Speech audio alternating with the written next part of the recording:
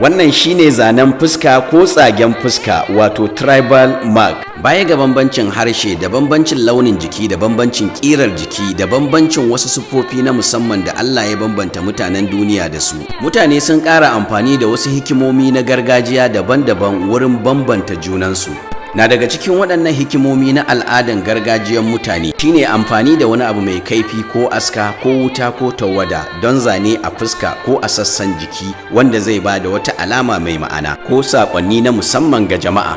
Akwai tabbacin cewa jinsin baƙaƙen mutane a duniya sun fi yin fice wajen amfani da wannan fasahan gargajiya na yin zane a fuska ko a sassan jiki. Amma abin tambaya a nan, menene dalili ko mahimmancin ƙirƙiran wannan fasahan gargajiyan na al'ada na yin zane ko tsaga a fuska, musamman a ƙasashen yankin Afirika da ma Najeriya?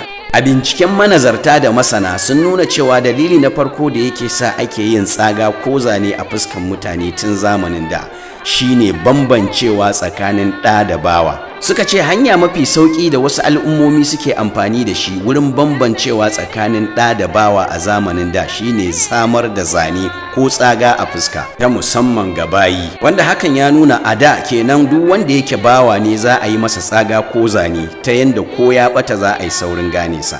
Dalili na biyu na yin zane ko tsaga a fuska a zamanin da shine matakin tsaro da kare zuri'a. Daga cikin tsaro da matakin kare zuri'a da wasu al'ummomi suka ɗauka a da shine yin zane ko tsaga a fuska domin kaucewa aukawa juna a lokacin yaƙi da bautar da juna.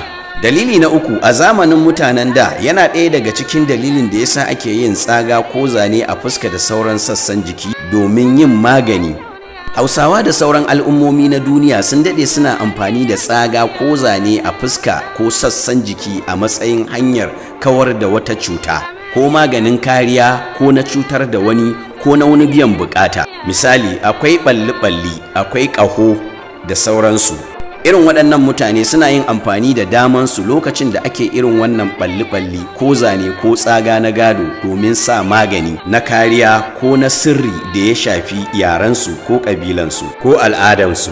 Dalili na hudu da yasa ake yin zane ko tsaga a fuska da sauran sassan jiki shine don kwalliya a ƙasar Hausa a zamanin da.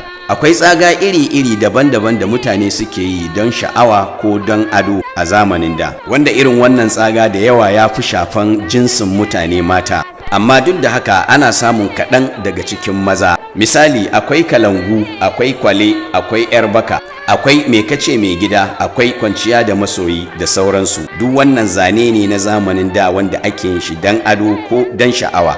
Dalili na gaba da yasa wasu mutanen da suka yi zane ko tsaga a fuskansu ko sauran sassan jikinsu shine don nuna fifiko. Zamanin da akwai wasu rukuni na al'ummomi ko na mutane da suke sawarwa kansu wata tsaga ta musamman ga duk ɗan wannan gida ko ɗan wannan zuri'a ko ɗan wannan ƙabila ko ɗan wannan yare, domin bambanta kansu da nuna fifiko da sauran jama'a, wanda duk inda aka ga mutum da irin wannan tsaga kai tsaye za a gane daga yare kaza yake ko kabila kaza yake ko zuri'an wane kaza yake. Misali kamar Kanuri.